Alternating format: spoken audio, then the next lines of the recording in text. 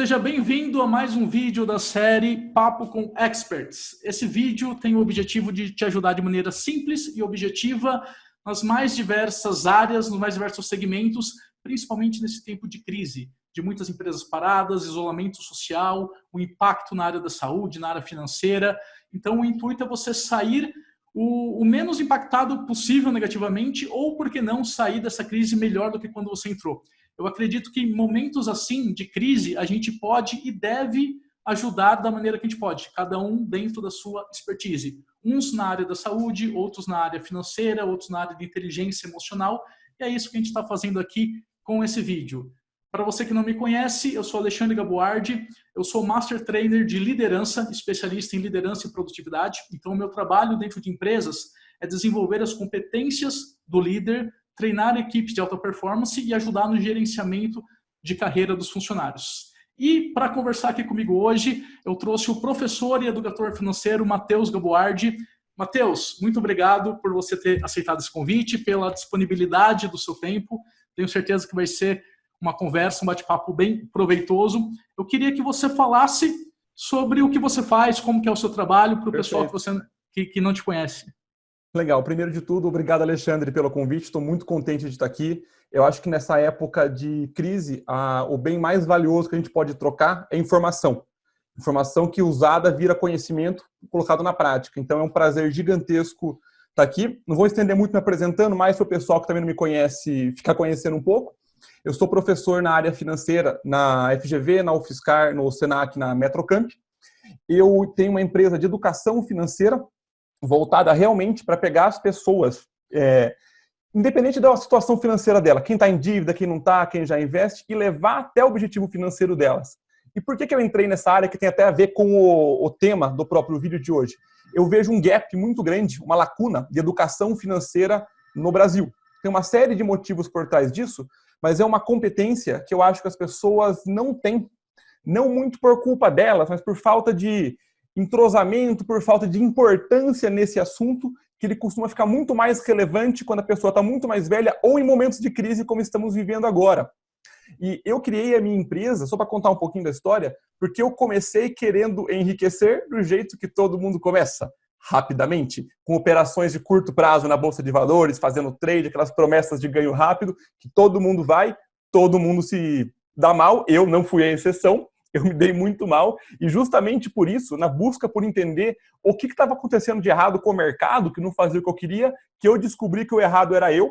Então foi desse grande tombo que eu pensei, alguma coisa errada não está certa. Disso eu pensei, esse não é o caminho. E depois de dar muito murro em ponta de faca, eu consegui achar a educação financeira, que me virou completamente do ponto A para o ponto B e me abrir um leque de coisas que eu quero que as pessoas enxerguem hoje. Então é esse o que me move, por assim dizer. Muito bom, Matheus. E você falou de um termo que eu gosto muito, educação financeira. Porque a gente sabe que esse assunto simplesmente é praticamente ignorado na formação do brasileiro. É um assunto que geralmente não se conversa dentro de casa, não se conversa nas escolas, não se ensina. E o que a gente vê de modo geral são as pessoas não sabendo administrar o seu patrimônio financeiro, não saber como guardar dinheiro, como lidar com o dinheiro, e isso daí, infelizmente, é uma questão cultural, e muitas vezes, quando ou não se fala de dinheiro, ou se fala de uma maneira que afasta a pessoa do dinheiro. O dinheiro é sujo, o dinheiro é do mal, né? Não vou entrar nesse mérito, mas assim, a gente sabe que a educação financeira é muito falha, para não falar outros adjetivos. Então, assim, eu valorizo demais quem trabalha nessa área, porque eu sei da importância desse trabalho que você faz, e você sabe que eu acompanho você há bastante tempo. E eu queria falar exatamente nisso, numa educação financeira que já é falha, né, que a maioria dos brasileiros tem essa dificuldade em guardar, que tem muita gente que trabalha com dinheiro que ganhou, às vezes, não é nem no mês, ele sobrevive com o dinheiro da semana, para o autônomo, é uma situação ainda mais complicada. Como que você enxerga o impacto disso tudo que está acontecendo? Porque a gente vê um cenário que tem pessoas sendo demitidas, tem outras pessoas que estão tendo seu salário reduzido, renegociando com a empresa, autônomo não podendo trabalhar, empresas fechadas, já é um impacto por si só gigantesco. Numa cultura onde, via de regra, a pessoa não lida bem com dinheiro, qual que é o tamanho do impacto? Como que você enxerga isso, Matheus? Perfeito. Para responder isso, vou fazer uma pergunta para a galera pensar juntos comigo. Quando você está na estrada, acelerando numa estrada, você não tomou multa faz 2 meses. Aí passou um radar, você, nossa, tomei multa. Qual que é a primeira coisa que você faz? Você freia. Você freia. Logo depois que você tomou a multa, que não tem sentido algum. E você, por 1 semana, 2, dirige devagar e depois você volta a acelerar e toma outra multa. E eu vejo isso exatamente o comportamento humano refletido em finanças. Por quê? Agora, na crise propriamente dito, as pessoas estão preocupadas com o dinheiro que está sobrando, com o dinheiro que está acontecendo, eu preciso organizar minhas contas.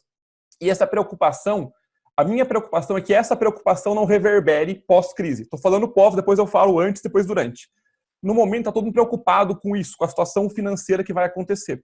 E pegando o que você falou no começo, espero que você saia melhor da crise, eu espero que todo mundo saia e pegue este momento, você que está consumindo a reserva de emergência, que bom que tinha, dê valor para ela. Você que não tinha e está desesperado para montar. Você que tinha um emprego estável e perdeu do nada, sem esperar alguma coisa e não tinha um preparatório para isso. Nós somos pessoas que estão com o carro sempre na estrada e esquecemos da multa anterior, da crise anterior, do problema anterior quando passa muito tempo.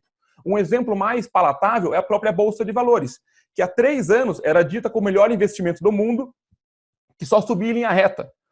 Só subia em linha reta. Para você ter uma ideia, Alexandre, o Brasil está com hoje 1,5 milhão de pessoas cadastradas na Bolsa. 1 milhão vieram nos últimos 3 anos, que a Bolsa só subiu. Então, muita gente que nunca viu uma queda como essa agora. Não que a Bolsa está atrelada ao emprego das pessoas, mas é um reflexo da economia. É um reflexo da economia. Então, pensando para frente, eu queria que as pessoas olhassem esse momento e pensassem, a próxima crise, ela está vindo. Eu não sei quando, nem de que forma, com que intensidade, mas está vindo. É cíclico, sempre vai ter uma crise. Então, pegue as coisas que você está aprendendo nesse momento e jogue para frente. Essa é a primeira parte da resposta. Agora, a parte para trás. Como que eu vejo esse impacto da crise hoje? E vou usar uma outra historinha bem simples também, que é a mesma coisa. Quando você tem um filho pequeno, você dá para ele comer verdura e legume. Por quê? Porque você sabe que é bom. E a criança, se não comer verdura e legume, não vai ter nenhum problema. Ela vai estar igualzinha. Só que lá na frente ela vai sofrer. Só que nós, pais, pessoas mais velhas, entendem o impacto disso, então a gente ensina a criança a comer direito. Dinheiro devia ser a mesma coisa. Dinheiro devia ser a mesma linha de educação, porque ele vai fazer falta lá na frente. Só que o problema é que as pessoas que se tornam pais dos 25, 35 anos de idade, o mínimo, literalmente 2% da população, não estou inventando uma pesquisa que fala isso, tem educação financeira. E elas vão ver o impacto disso com 60, 65 anos, 70, tendo que ou trabalhar até morrer, ou se aposentar e depender dos filhos, ou ter uma queda muito forte no padrão de vida. E o grande problema, Alexandre, é que as pessoas acham que isso é normal, porque acontece com todo mundo. Só que não deveria ser normal.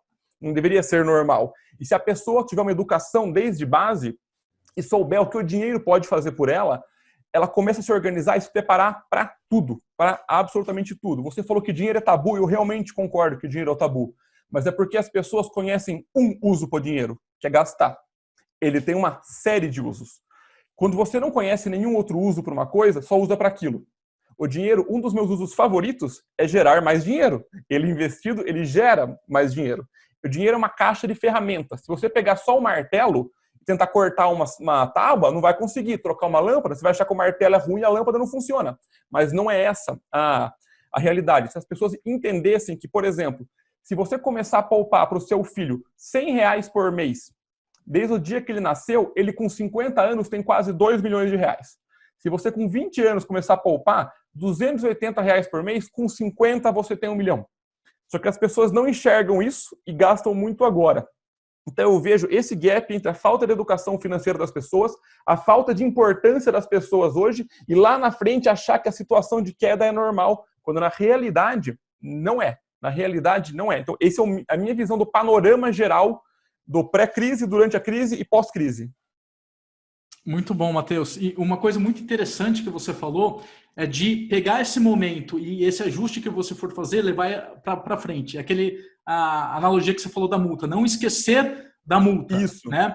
E quando a gente fala, por exemplo, de sair da crise melhor do que quando entrou, às vezes para a pessoa que está no olho do furacão, isso pode ser uma coisa utópica, uma conversa fiada, né? Fala assim, como assim? Do que o cara está falando?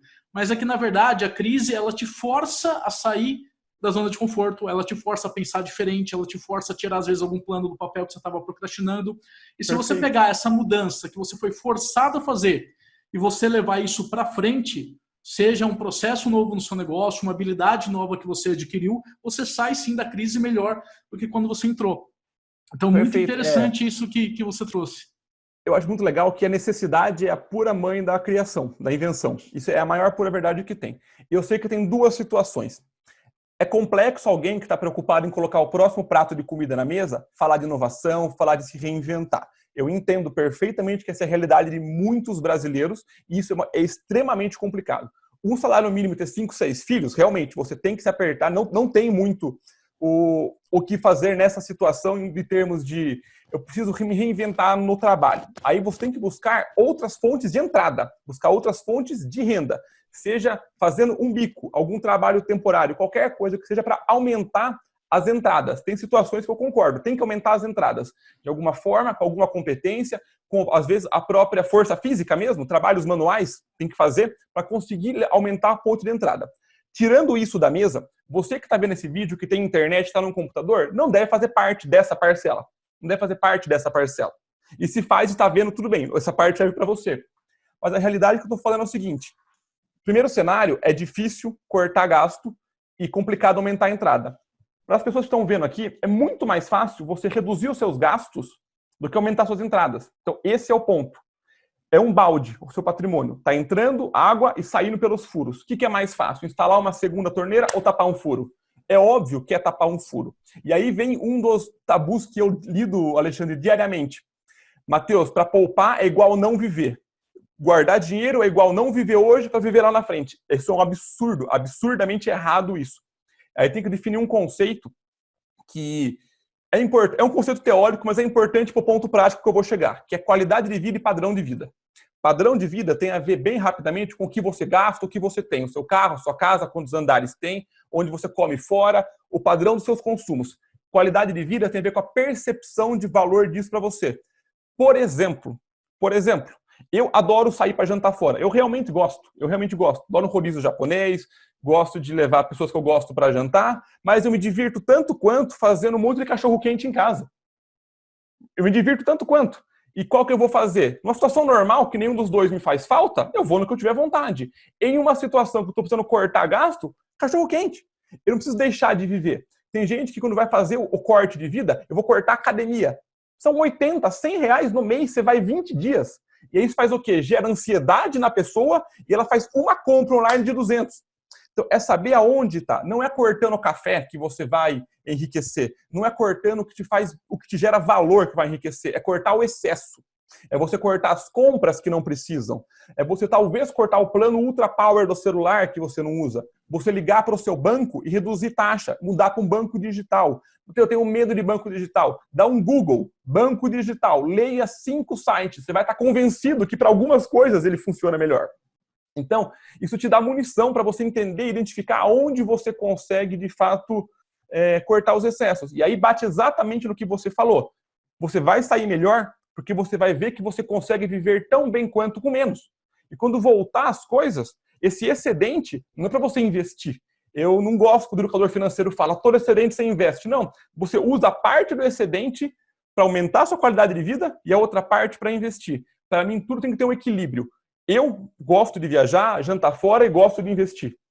Tem um amigo meu que ele chegou para mim todo orgulhoso, falou, Matheus, eu estou conseguindo guardar 55% do meu salário no mês. E eu falei, sério mesmo, cara? E você está indo tomar cerveja com os amigos? Está aproveitando a vida? Se ele ganhasse 40 mil reais por mês, beleza, mas eu sei quanto ele ganha, 55 estava se apertando muito.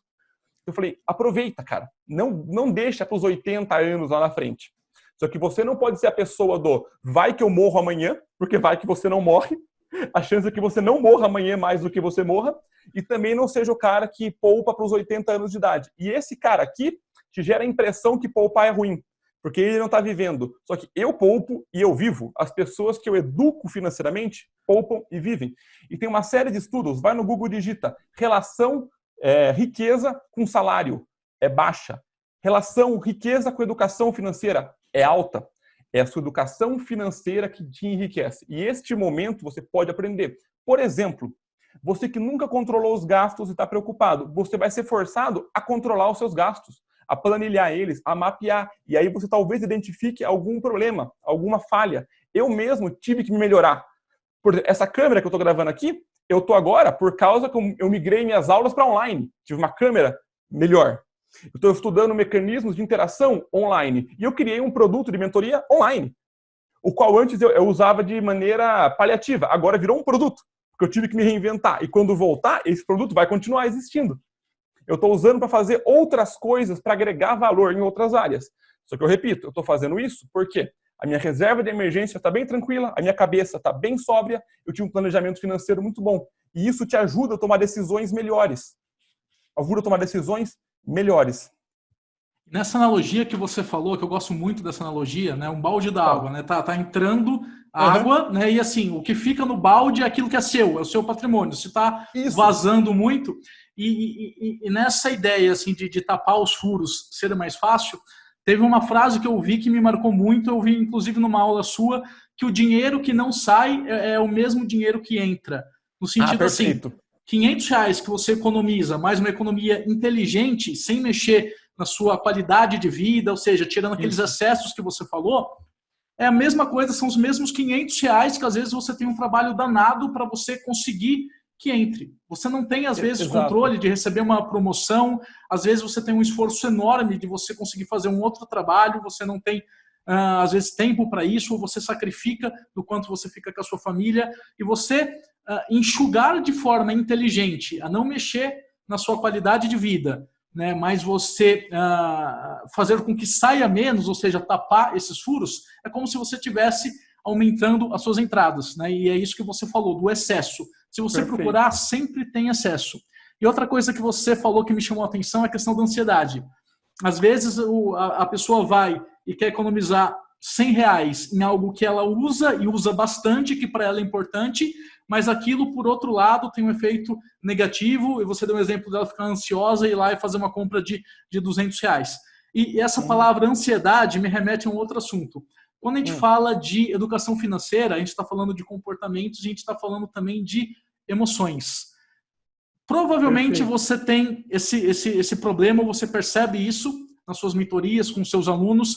A questão do comportamento financeiro está muito atrelada às emoções. Comprar por impulso, gastar no emocional, e quando a decisão ela deveria ser muito mais racional, as decisões grandes, muito mais racional do que emocional, na prática, muitas vezes é o inverso.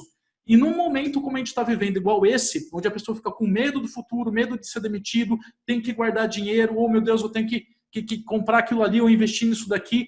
As decisões, num momento como esse, onde está tudo meio bagunçado, é ainda mais natural que a emoção fique ali à flor da pele, que a pessoa acabe agindo muito mais pela emoção do que pelo racional.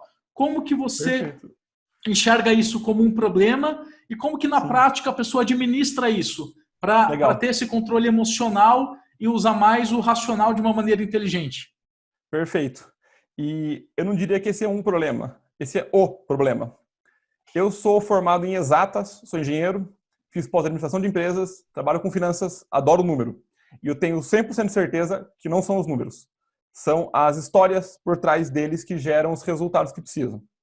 Porque quando eu comecei lá atrás, e obviamente todos os produtos, como nós evoluímos, eu ficava indignado, Alexandre. Ué, por que as pessoas não poupam? É mais e menos. É o que entra menos o que sai. É só fazer a conta. Eu dava planilha para a pessoa, é só fazer a conta. E a galera queria o quê? Já aprender renda fixa, renda variável, fundos, ações e pôr para rodar. E não dava 1/10 do resultado que dá hoje. Não dava nada do resultado. Por que isso acontecia? Não adianta nada você entender o funcionamento mágico dos juros compostos. Não adianta nada você entender o mercado de ações como um todo se você não se conhece. Você tem que se conhecer. E esse é o ponto-chave. Eu cheguei a brigar com as pessoas de tão chato que eu sou nesse ponto de Matheus, não, mas eu quero pegar da mentoria só a parte de investimento. Eu falo, não vendo. Sem a parte comportamental, eu não vendo. Porque o que as pessoas elas querem a parte de investimento. Elas precisam da parte comportamental. Então eu falo, eu te dou essa parte, se quiser a primeira. Se não gostar da primeira, tranquilo, a gente conversa e vê o que faz. Só que até hoje ninguém mesmo, é 100% falo, caramba, essa é a parte realmente mais importante. Porque, vou dar um exemplo aqui para ficar mais palatável. Mesmo que de repente, o foco voltou. Mas de repente, você, Alexandre, comprou 10 mil reais de Petrobras hoje. E eu comprei 10 mil reais de Petrobras hoje. Mesmo preço, mesmo valor. O seu risco não é igual ao meu. Não é igual ao meu. Por exemplo, você tem a reserva de emergência pronta. Eu não. Meu risco é maior. Você precisa sacar. Você investiu para 10 anos. Eu para 6 meses. Meu risco é muito maior. Você tem um patrimônio muito grande, isso é um percentual pequeno. Você fica muito mais sóbrio mentalmente para ver as coisas. Enfim, tem um monte de critérios por trás. Qual que é o seu objetivo? Qual que é o seu perfil? Sua situação de vida? Quanto você consegue poupar? Por isso que sempre alguém me pergunta, Matheus, qual que é o melhor investimento que tem? E eu sei que a pessoa está fazendo a última pergunta, e não tem problema, eu fazia isso também. Eu sempre respondo, compra 2 coxinhas, um pastel, não tem erro, você vai ser feliz, melhor investimento que tem. Porque essa pergunta é a última. Tem que primeiro traçar o objetivo da pessoa, tem que ser maior que o dinheiro, tem que mapear um monte de coisa para depois chegar na parte do investimento. E isso tem muito a ver com a parte da ansiedade, com o quanto que ela espera de resultado. Ela não enxerga. As pessoas ansiosas, elas tendem a enxergar os tijolos sem ver a casa. Isso é um problema. Isso é um problema. Porque você não adianta... É a mesma coisa. Construir um patrimônio é exatamente um paralelo de plantar um carvalho. No começo, é uma plantinha pequena. Tem que proteger da chuva, proteger do sol, tem que adubar, tem que regar, tem que estar atento com tudo quanto é coisa. Só que lá na frente é tão grande a árvore que você fica na sombra dela e nada derruba. Só que o problema é o seguinte, você plantou a plantinha, ela cresceu um pouco, se arranca. Você juntou 10 mil reais, pá, troca de carro, 40, pá, entrada na casa. Não que você não possa fazer essas coisas. Só que o problema é que nós, e aí a conclusão do negócio, nós vemos o que a gente está conquistando. A gente esquece o que deveria nos proteger.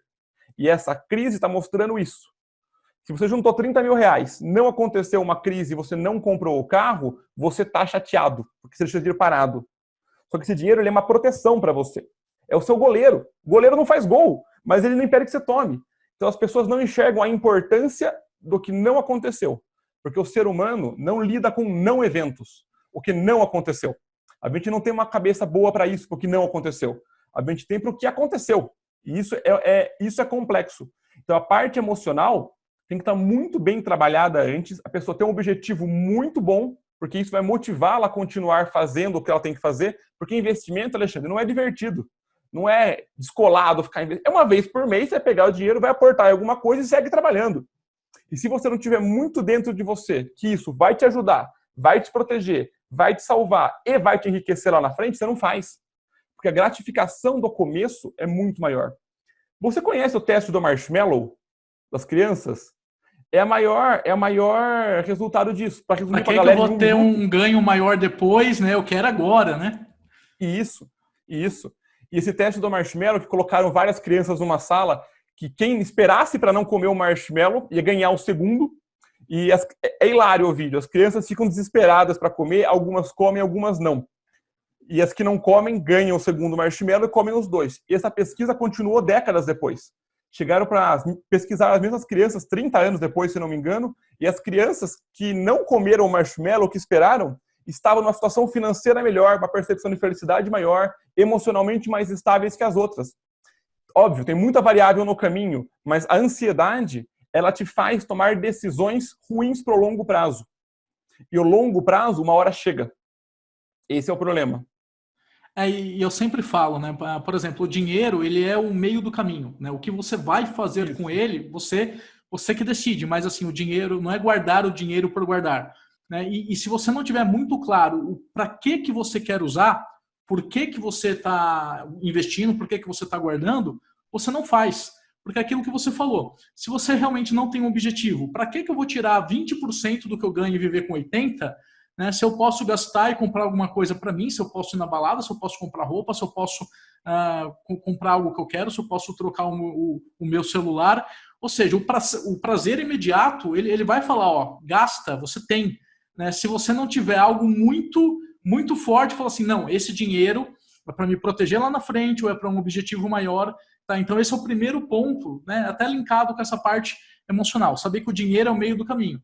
É a mesma coisa que você, por exemplo, ficar estudando inglês. Por que você vai durante 2 anos, uma hora por dia, ficar estudando inglês? você com a bunda ali na cadeira, cheio de livros, é um negócio chato. Agora, quando você pensa no que você vai fazer com isso, mesma coisa com dieta, tá? O prazer imediato versus o prazer maior lá na frente. Então, é sempre esse jogo. E uma outra coisa interessante que você falou, você deve escutar demais essa pergunta. Matheus, qual que é o melhor investimento? Matheus, onde que você investe na bolsa? A pessoa quer pegar e dar um Ctrl+C, Ctrl+V, né? Se o cara que estuda e que entende, ele faz isso, eu vou fazer também porque deve ser bom, né? Ou seja, ele já vai escolher as empresas por mim. Só que assim, cada um tem um padrão de vida que quer ter, você tem os seus objetivos de quando quer resgatar, você tem o valor ideal da sua reserva, ou seja, você tem os seus objetivos, você tem um perfil que pode ser mais conservador ou mais arriscado, né? Então assim, não adianta você pegar o que para você faz sentido e a pessoa querer copiar, né? Como se para ela fosse fazer sentido também. E a gente, você falou que você é engenheiro, eu também sou engenheiro, hoje eu trabalho com a parte de desenvolvimento humano, mas a gente é engenheiro de formação, e quem é engenheiro sabe que a resposta para a maioria das perguntas é depende. Sim, geralmente a pessoa fala assim, Alexandre, qual que é melhor? Eu falo assim, depende, porque você precisa conhecer o contexto, você precisa conhecer o cenário, a situação que você está inserida, qual que é o seu objetivo, às vezes o que funciona para mim não funciona para outra pessoa. E eu sei que você é especialista, Matheus, na parte de investimentos.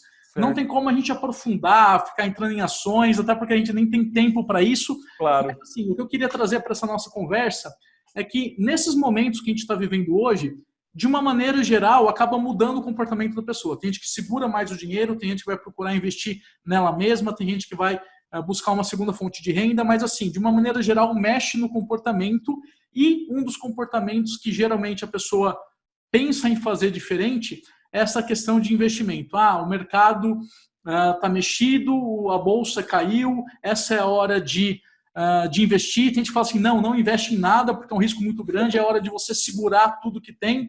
Como que você enxerga esses movimentos que acontecem em momentos pontuais como esse? Eu sei que você trabalha muito a questão do longo prazo e da consistência, então eu queria que você falasse um pouco disso. Show de bola, vamos lá. Essa pergunta eu vou responder em 3 partes. A primeira parte, o efeito manada. Nós não conseguimos nos livrar do efeito manada. É evolutivo. Se o búfalo esperasse ver o que está acontecendo até ele correr, o leão pegava ele. Então o búfalo tem que ir embora. E esse efeito, ele está enraizado na gente. A gente quer fazer o que a maioria faz, ponto. Você não é a exceção, você quer. A exceção pode ser em você ter o controle. E da onde vem o controle? Do conhecimento. Da onde vem o conhecimento? Do estudo. Do estudo e do autoconhecimento. Por exemplo, qualquer educador financeiro que te falar, eu estou contente com a queda da bolsa que eu posso comprar barato, é mentira, Alexandre. Os caras estão pistola da vida. Eles estão chateados. E tá tudo bem, tá chateado. Só que o que esses caras sabem? Eles sabem que crise passa. Eles sabem olhar o todo. Eles não estão contentes, mas não estão sofrendo. O problema é sofrer. Não é legal você investir em alguma coisa e cair 40%. Só que, quando você sabe que faz parte do processo, você consegue ficar sóbrio e falar, opa, eu já esperava que isso pudesse acontecer. Você entrou no mercado de renda variável, varia para cima, varia para baixo. Tem gente que entra só achando que vai para cima, tá errado. É expectativa. É a mesma coisa você ir na academia, aí eu gosto de ir na academia. Você gosta do resultado da academia. Você gosta do resultado. Mas eu gosto de treinar. Tudo bem, mas a ideia, a galera vai pelo resultado da academia. Então, só que o resultado tem um processo, que é dor, é cansativo, se sente bem depois, só que você gosta do depois. Só que eu sei do processo da academia, eu sei do processo que é comer bem, e investir tem um processo. E você não tem que ir para renda variável, mas se for para renda variável, vai oscilar. Por exemplo, é absolutamente normal a bolsa cair 60%. Normal. Nos últimos 28 anos, ela fez isso 7 vezes. 7 vezes em 28 anos. É normal. É normal. E quando vem o próximo, ela entra em pânico. O próprio emoji do WhatsApp da bolsa é um zigue-zague. Tem o zag no emoji do WhatsApp da bolsa. E as pessoas entram em pânico. Isso é a visão de curto prazo. Você enxergando que isso aconteceu e acontece, quando acontece, você fala, beleza, faz parte. Eu não estou contente, mas faz parte. E tem um outro ponto que você falou. É hora de entrar, é hora de não entrar. E a resposta é o que você deu. Depende. Depende muito. Por exemplo, eu continuei com a minha regra. Não mexi na minha reserva de emergência. Continuei fazendo os meus aportes. Continuei seguindo a minha regra perfeitamente bem. Teve gente que liquidou a reserva de emergência para colocar na bolsa. Foi uma tacada errada ou certa? O tempo vai dizer. Porque a reserva de emergência é para emergência. Se a pessoa não teve a emergência, deu certo. Só que qual o problema? Ela vai ficar com a síndrome do profeta, de que eu sabia que não ia dar um problema. Então isso é ruim para ela, porque na próxima crise, que ela vai usar também, porque na anterior deu certo, pode ser que não dê certo. É a mesma coisa que você vendar os olhos, atravessar, correr na Marginal Tietê ao meio-dia da terça-feira, não morrer por um milagre e falar, descobri, é só vendar os olhos e correr. Você vai morrer eventualmente. E essa frase é muito importante, não é porque deu certo que dá certo. Resultados passados não são resultados futuros. Para tudo, investimento no seu emprego, na vida, em relacionamento, em tudo. Então, este momento, para quem está de fora, deveria ter o comportamento que é o ideal, que é o neutro. Você quer entrar agora por quê? Por que você não entrou no passado? Se você quer entrar na bolsa porque você acha que está barato, meu conselho é sair fora, nem entra.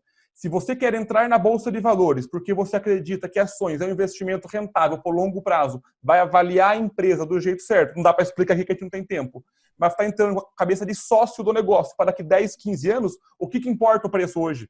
O que importa o preço de uma ação hoje que eu quero daqui 15, 20 anos ter resultado? Não importa nada. Mas o problema é o seguinte, o ser humano faz o que é fácil. A gente faz o que é fácil. E o que é mais fácil, Alexandre? Eu olhar o preço da ação que eu comprei a R$20, foi para 30, ganhei 10, foi para 10, perdi 10, ou eu avaliar o valor da empresa, resultado, diferencial, ter controle emocional. Enfim, é muito mais complicado. Só que o que é fácil não dá resultado. Infelizmente, esse tempo já foi que o que era fácil dá resultado. Não existe isso. Não existe isso. E esse é o problema. As pessoas não querem o processo. Elas querem o resultado. E elas veem as pessoas com o resultado e falam, ou é sorte, ou nasceu rico, ou um monte de coisa, e não veem toda a trajetória para o caminho. E eu vejo isso como um problema muito grande. Então, se você, entrando na parte de investimentos da sua pergunta propriamente dita, quer aprender a investir, show de bola. Meu conselho, começa com a menor quantidade de dinheiro que não vai te doer se perder, seja R$100, R$1.000, 10 mil, não sei quanto você tem, coloca para aprender. Coloca para aprender. Tem um monte de conteúdo gratuito online, não só o meu canal. Pesquisa um monte, tem um monte de canal bom por aí no YouTube. Tem um monte de canal bom para o YouTube. Tem livro que você compra por R$15. Tem e-book de graça, um monte de coisa de graça para você. E as pessoas ainda querem um mastigado. O que eu compro? Querem aquele ponto. E esse ponto é o final do caminho. Não funciona. Tem que ter toda a jornada. Aí, por exemplo, esqueci de comentar na parte de organização financeira. Quer uma planilha? Vai no mateusgaboard.com.br, baixa a planilha gratuita de organização financeira. Quer ver a minha carteira de ações? Vai no Matheus Gaboard do YouTube. Lá eu abri minha carteira de ações de fundo imobiliário. Só que você não vai ter o resultado que eu vou ter. Não porque eu sou melhor, é porque o seu perfil não é o meu. Você pode ter menos ou mais. Você não sabe o meu aporte. Você não sabe quando que eu entrei. Você não sabe meus critérios. Você não sabe minha tolerância ao risco. Você não sabe meu prazo. Do que adianta saber a minha carteira? Não adianta nada. Não adianta absolutamente nada. E enquanto as pessoas não entenderem isso, elas vão sempre fazer essa trajetória. Vou buscar a dica, vou entrar na máxima, vou sair no fundo, falar que bolsa é cassino, vou voltar na máxima, depois alguém me dá uma dica e ficar entrando no topo, saindo no fundo, entrando no topo, saindo no fundo e perdendo dinheiro. E eu não estou culpando vocês, porque eu fiz isso por 1 ano e meio. Eu me considero uma pessoa instruída, inteligente. A ganância tomou conta de mim por ganhos de curto prazo. E foi dessa ganância que eu vi que eu estava saindo pelo ralo meu dinheiro, falei, o que está acontecendo? E aí que eu criei a minha empresa. Pessoal, é basicamente um centro de recuperação, entendeu? Eu sei todos os sinais de quem está entrando nesse meio dos entorpecentes da Bolsa. Porque eu já estive aqui, e hoje eu vi a luz, eu aplico a luz, eu tenho resultados da luz. Só que o que é mais vendável? Alguém que te fala que você vai ter que mapear seus gastos, organizar suas finanças, se esforçar no seu trabalho, vamos mandar você parar de trabalhar, para você começar a investir para daqui 10 a 15 anos você ter a grande chance de ter um bom resultado ou fique rico em uma semana. Com certeza absoluta, a segunda opção é muito mais atrativa. Verdade, verdade. E por isso que muita gente promete, né, o que não deve ser prometido, vende milagres. E quando você fala assim, a minha carteira não serve para outros, e não é porque eu sou melhor, é exatamente isso. Porque a sua carteira nada mais ela não é um motivo, não é dali que se inicia. Pelo contrário, ela é o resultado final de um monte de análise que você fez, inclusive análise sua. Né? Qual é o seu perfil, o que você quer... E o que você ensina, né, é exatamente esse antes, né, Matheus? Eu falo isso com propriedade porque o Matheus, ele é o meu professor, tá? Eu comecei a investir do jeito certo e como gente grande depois que eu fiz o curso do Matheus, que é o método carteira cheia. Que eu comecei de outro jeito, mais É, inteligente que eu. eu demorei mais do que deveria, né? Mas fui atrás do jeito certo e é exatamente isso. Você aprendeu o que tem por trás para você fazer do jeito certo. Tá? Eu queria que você falasse um pouquinho para a gente voltar lá no começo da conversa da questão da educação financeira e a importância disso daí, que você falasse um pouquinho do seu livro. Eu sei que você lançou um livro recentemente. Legal. Lancei, está até aqui, ó. Tá com ele aí? Eu estou. Uma pergunta provocativa, aqui, quanto custa ser rico? Né? Quanto custa ser rico? O Matheus ele não vai responder aqui nesse vídeo, porque se fosse rápido assim para responder, ele não teria escrito um livro. Não tinha essas 400 páginas. Não tinha exatamente um livro de 400 páginas, tá? Mas, Matheus, eu queria que você falasse um pouquinho do livro, do projeto, o que é, para o pessoal conhecer um pouco mais do seu trabalho e é aquilo que eu falei, tá? Fazer do jeito certo e, principalmente, você adquirir um conhecimento, primeiro, um conhecimento confiável, porque você escuta muita gente falando besteira por aí, tá? Você adquirir um conhecimento que pensa no longo prazo e que fala a verdade, não fala o que você, simplesmente o que você gostaria de ouvir, tá? E um conhecimento que você pode aplicar e você pode ter resultado fazendo do jeito certo. Então, eu queria que você falasse um pouquinho da ideia do livro, o que fala o livro, para o pessoal conhecer um pouquinho mais do seu trabalho. Bacana. Esse é um livro que eu fiz com muito carinho, junto com meu colega coautor, professor Paulo Tavares, também professor da FGV. E da onde surgiu a ideia do livro? Existem muitos livros muito bons sobre finanças e educação financeira por aí. Muitos, muito bons. E, para mim, eu identifiquei um gap de mercado. Nenhum livro entregava o caminho inteiro. Eles eram as partes. Seja na parte de finanças pessoais, muito bons. Parte de finanças comportamentais, muito bons também. A parte de investimentos, montagem de carteira. E eu descobri que, na minha trajetória, eu aprendendo a investir do zero e eu ensinando as pessoas, eu sempre fazia o mesmo caminho.